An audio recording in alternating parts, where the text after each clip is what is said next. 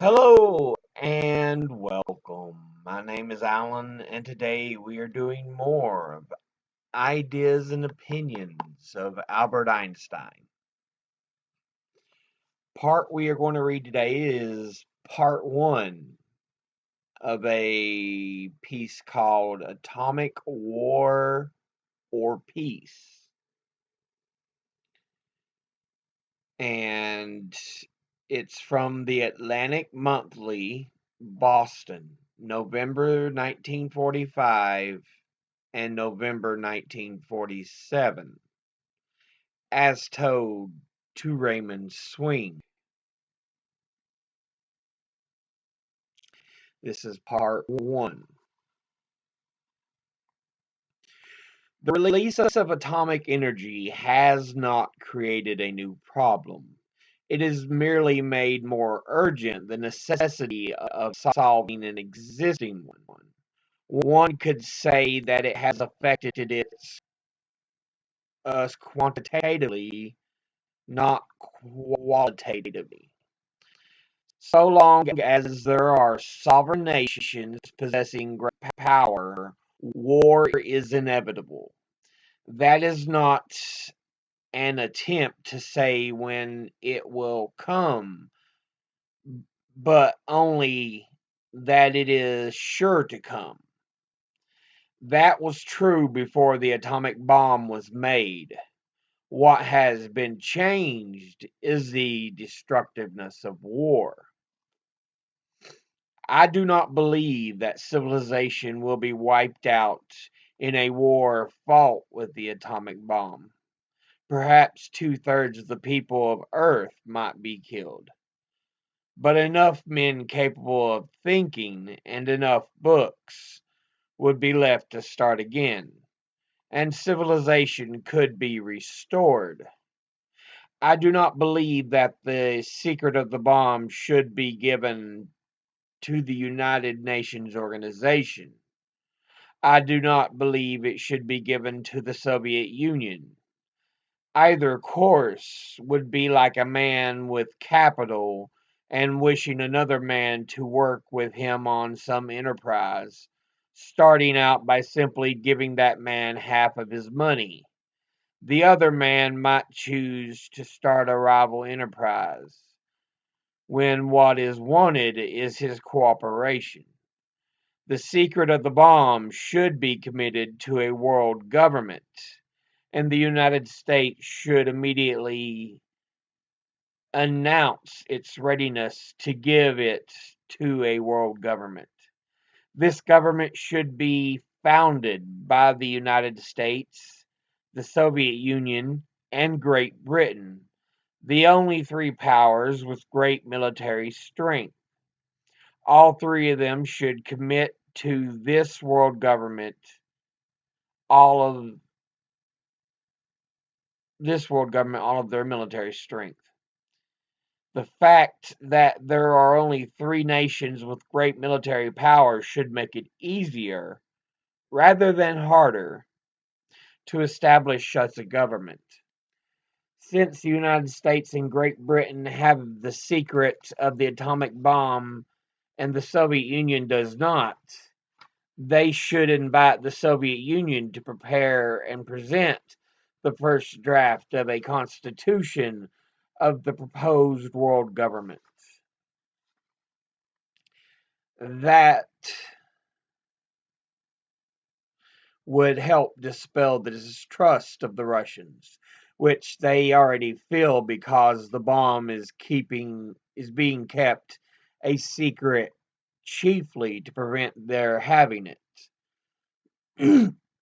Obviously, the first draft would not be the final one, but the Russians should be made to feel that the world government will assure them their security. It would be wise if this constitution were to be negotiated by a single American, a single Briton, and a single Russian. They would have to have advisors, but these advisors should only advise when asked. I believe three men can succeed in writing a workable constitution acceptable to them all. 6 or 7 men, or more likely, probably would fail.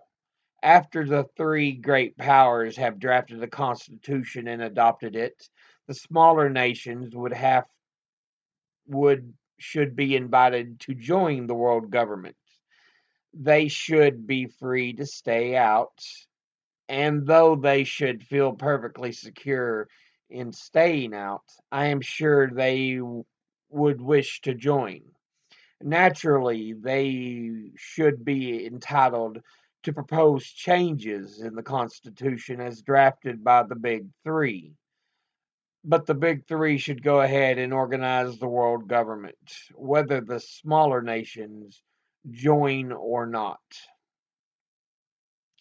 The power of this world government would be over all military matters, and there need be only one further power, that is, to interfere in countries where a minority is oppressing a majority and is creating the kind of instability that leads to war.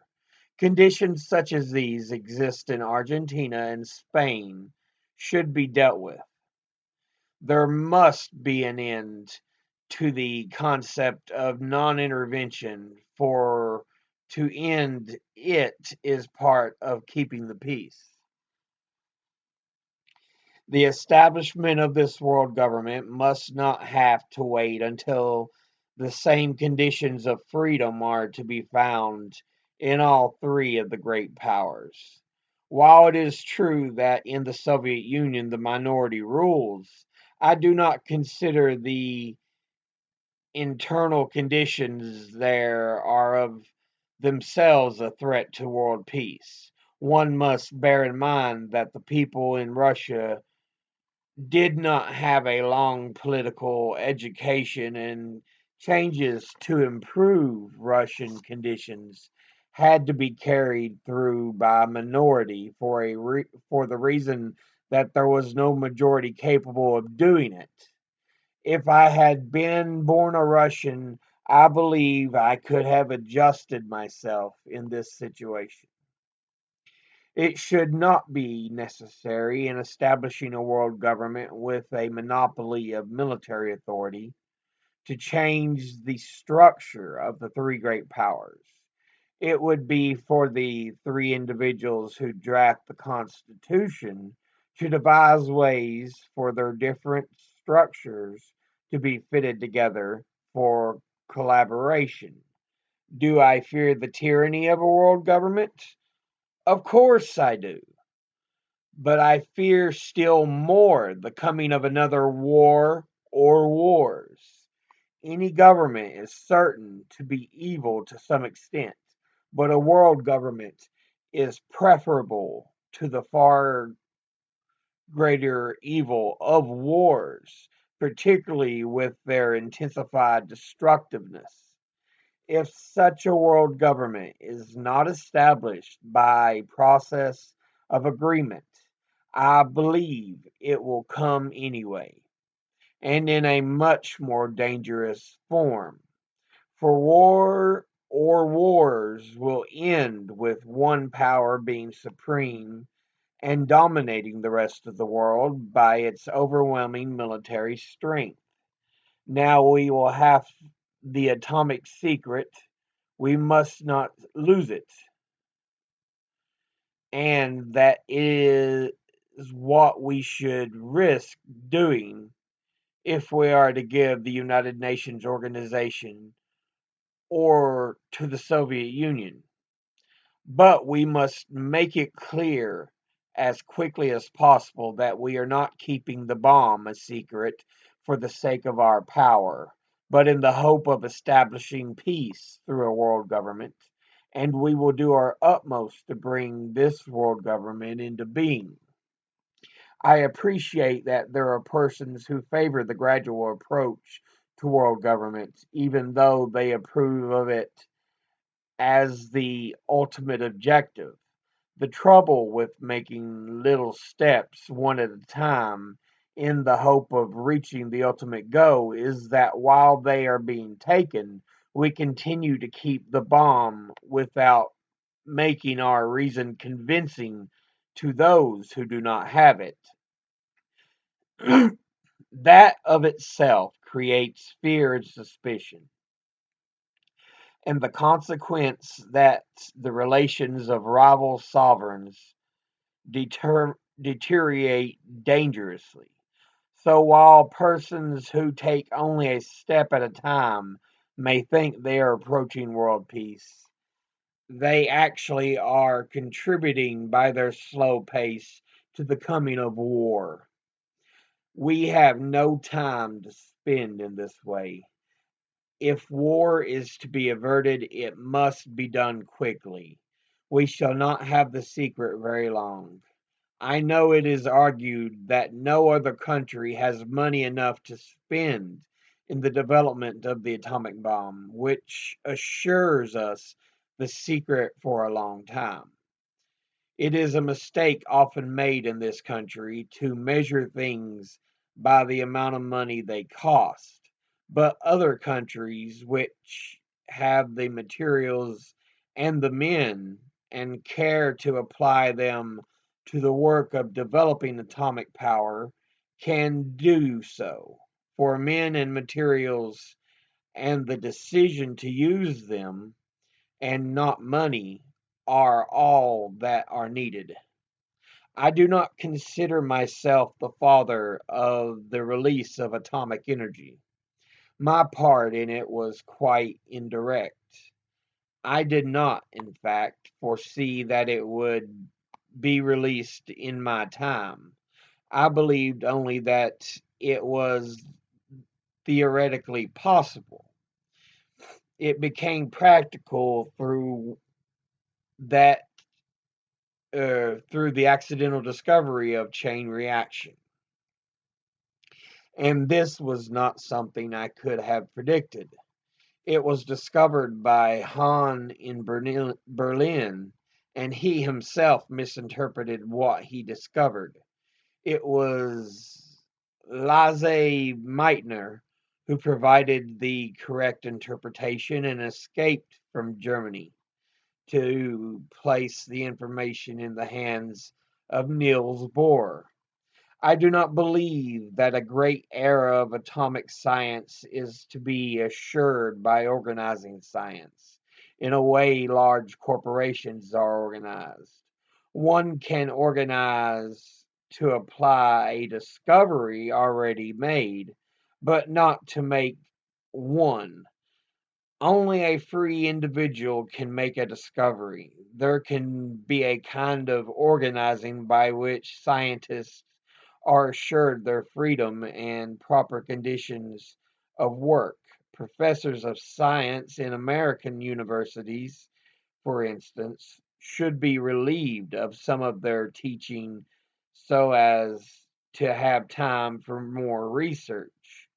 Can you imagine an organization of scientists making the discoveries of Charles Darwin? Nor do I believe that the vast private corporations of the United States are suitable to the needs of these times. If a visitor should come to this country from another planet, would he not find it strange that in this country so much power is permitted to private corporations without their having commis- commensurate responsibility? I say this to stress that the American government must keep the control of atomic energy, not because socialism is necessarily desirable, but because atomic energy was developed by the government, and it should be unthinkable to turn over this property of the people to any individuals or groups of individuals. As to socialism, unless it is international to the extent of producing world government which controls all military power, it might more easily lead to wars than capitalism. because it represents a still greater concentration of power. To give any estimate when atomic energy can be applied to constructive purposes is impossible. What now is known is only how to use a fairly large quantity of uranium. The use of small quantities, sufficient, say, to operate a car or an airplane, so far is impossible, and one cannot predict when it will be achieved. No doubt it will be achieved, but nobody can say when. Nor can one predict the materials more common than uranium can be used to supply atomic energy. Presumably, all materials used for this purpose will be among the heavier elements of high atomic weight. Those elements are relatively scarce due to their lower stability. Most of these materials may have already disappeared by radioactive disintegration. So through the release of atomic energy, so though the release of atomic energy can be, and no doubt will be, a great boon to mankind, that might not be for some time. I myself do not have the gift of explanation with which I am able to persuade large numbers of people of the urgency of the problems of the human race now faces. Hence, I should like to commend somebody who has this gift of explanation, Emery Revis, whose book, The Anatomy of Peace, is an intelligent, clear, brief, and, if I may use the abused term, dynamic on the topic of war and need for world governments. Since I do not foresee that atomic energy is to be a great boon for a long time, I have to say that for the present it is a menace. Perhaps it is well that it should be. It may intimidate the human race to bring order into its international affairs, which, without the pressure of fear, it undoubtedly would not do. And that's the end of part one. But yeah, November of 1945, we're talking uh, the first war or the Second World War had just ended earlier. So the first atomic bombs used in war had happened, and so Einstein's saying, "Look, while it is interesting what can be done, we need this to be in control of a world government," which again is something he insisted on in some of the earlier pieces of his I have read.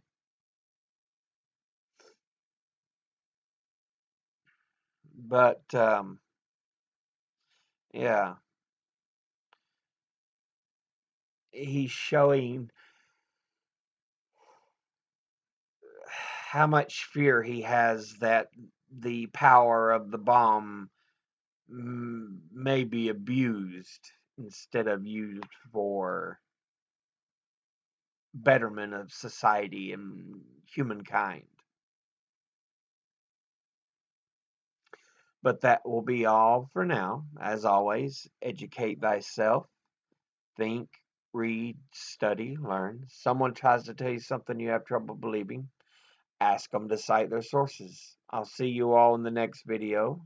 Until then, later.